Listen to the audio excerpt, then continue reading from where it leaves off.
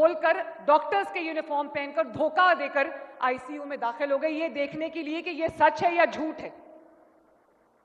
اور میری والدہ کی جب وفات ہو گئی تو میرے والد نے کہا کہ یہاں پر انسان کو اپنی سچائی ثابت کرنے کے لیے مرنا پڑتا ہے. میں نے جب اپنے والدہ کی موت کی خبر سنی تو میں اس وقت جیل میں تھی. میرے والد نے مجھے میرے سیل میں آ کے بتایا کہ تمہاری ماں جو ہے وہ اللہ تعالیٰ کو پیاری ہو گئی ہے. میں صرف آپ کو ایک بات ذرا ویڈیو لگائیں جلدی سے. میں ایک چیز آپ کو دکھانا چاہتی ہوں اور پھر میں بتاؤں گی کہ میں کیوں دکھا رہی ہوں. یہ دیکھو, کھانا اچھا نہیں ہے جیل کا, پھر کہتے جی ایئر کنڈیشن لگا دو جیل میں, اب ٹی وی چاہیے جیل میں. 80% پاکستانیوں کے پاس تو ایئر کنڈیشن ہی نہیں ہے. آدھی پبلک تو خوشی سے جیل میں جائے گی اگر ان کو ٹی وی بھی مل جائے, کھانے بھی مل جائے, ایئر کنڈیشن بھی مل جائے. سزا تو نہ ہوئی ہے واپس جا کے میں یہ ٹی وی شی وی تو جیل سے نکالوں نا, میں ایئر کنڈیشن بھی اس کو ہولڈ کرو. 6 گھنٹے میٹنگ چل رہی ہے. ڈاکٹر کہتا ہے کہ میں واپس جا کے, آئی تھنک امریکہ میں یہ اسپیچ اس نے کی تھی, کہ میں واپس جا کے اس کا جیل کا ٹی وی بھی پھکواؤں گا نکال کے اور اس کا AC بھی اترواؤں گا. آج اللہ تعالیٰ کے فضل سے نواز شریف اقتدار میں ہے, اس کی بیٹی چیف منسٹر ہے, اس کا بھائی پرائم منسٹر ہے.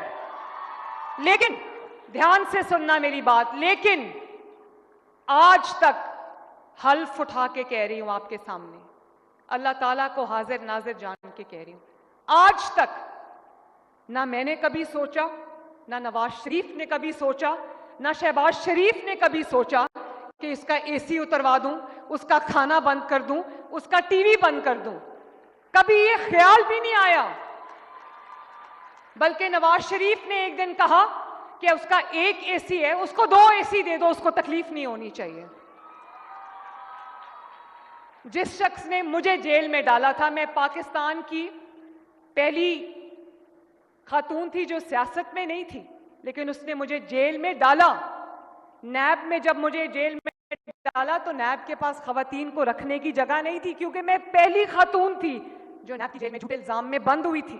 ان کو ایک کمرہ خالی کرا کے مجھے اس میں رکھنا پڑا, کیونکہ ان کے پاس خواتین کی جیل نہیں تھی. آج اسی مریم نواز کے پاس اللہ تعالیٰ کا کرنا دیکھو, یہ اڈیالہ جیل میں پنڈی میں پنجاب حکومت کے پاس ہے. لیکن میں نے کبھی نہیں کہا کہ اس کو کھانا نہ دو, اس کو یہ نہ دو, اس کو وہ نہ دو. اچھا کھانا کھاتا ہے تو مریم نواز شریف کو خوشی ہے, مجھے کوئی پرابلم نہیں ہے اس سے. اب دکھائیں آگے ذرا, دکھائیں. یہ بھی بیماری ہوگی, اس کو یہ بھی بیماری ہوگی, اس کو یہ بھی بیماری. اب ہم سارے بیٹھے پریشان سن رہے ہیں کہ اتنی بیماریاں ایک آدمی کو ہو سکتی ہیں. جب وہ اس کی ساری بیماریاں بتائیں تو میں دیکھ رہا تھا وہ کیبنٹ میٹنگ میں شیرین مزاری ہماری ہیومن رائٹس کی جو منسٹر ہیں, اس کی آپ ایک سیکنڈ کیا کہہ رہے ہیں کہ نواز شریف کی بیماریاں دیکھو, تو میں نے دیکھی ایک لمبی لسٹ تھی بیماریوں کی.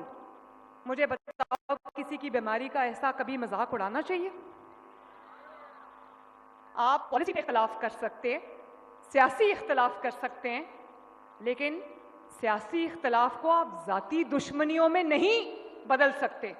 آپ لوگوں کو یہ نہیں کہہ سکتے کہ اگر آپ کا کوئی سیاسی مخالف ہے یا اس کے پولیٹیکل ویوز آپ کے ساتھ کلیش کرتے ہیں تو آپ گردن سے پکڑ کے اس کو گھسیٹو, اس کی بیماری کا مذاق بناؤ, اس کی بیوی کی بیماری کا مذاق بناؤ, اس کی بیٹی کو جیل میں ڈالو. یہ آپ نہیں کر سکتے, اور یہ میرے بچوں آپ کو نہیں کرنا, یہ کبھی نہیں کرنا.